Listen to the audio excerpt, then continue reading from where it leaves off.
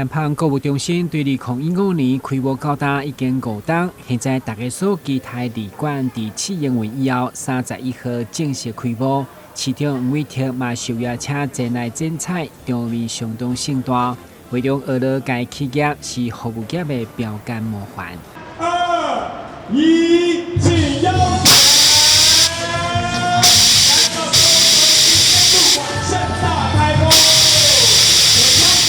这是一个非常好的一个购物的环境，也希望说，不管是市民朋友们，还有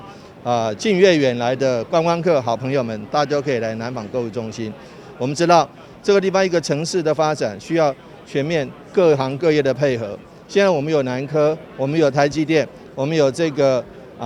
沙仑绿能科技城，但我们更需要更多的服务业，尤其是这个流通物流业。那南纺购物中心提供一个非常好的一个经营的经验，能够把它带来给台南我相信可以为台南的一个新的一个购物这个行为来立下一个新的标杆。以全新全方位的服务，旅馆除了用餐饮加网络，嘛引进真侪生活加服装品牌，以满足民众对日常用品的购物需求。而对着消费者来讲，家就为世界休闲的所在，对欢迎地方拢乐观其成。觉得很好啊！现在台南这边我就缺一个就除了星光3月以外嘛，现在这边缺一个很大型购物中心，让大家周末可以来逛逛啊，聊那个吃东西啊，我觉得很好啊，应该会带动这边经济的发展啊。开幕典礼当中，集团总裁欧普明嘛表示，这是因65档的开基地，企业的成长一定是迎合民众的需求来营销经营。这边的话都走比较大店、特殊目的的，像 KTV 啦，像火锅啦，营业时间很长。对，也可以拖得很长。因为一个进步的都市，除了我们的古迹、我们的一些固定的历史古迹以外，我们的科技园区已经进来了，更需要有新的流通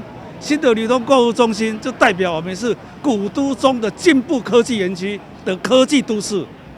所以这一点我们会配合市政府的脚步，继续发展台南，而且南纺是在地的企业，并不是外来的，是我们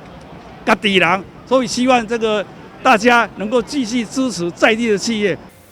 来到旅馆1楼，参像国外购物中心同款，也有进口车厢进驻吸引买气，其中有车厂也推出150万地当入手的平价车款，突破一般人的700以上。那最主要用意是为了曝光，让更多来逛百货公司这边可能来逛街然后看到我们的品牌中华宾士，那也了解到我们现在其实有出很多的很平价的车款，因为国产车也是其实现在动辄都要破100万了，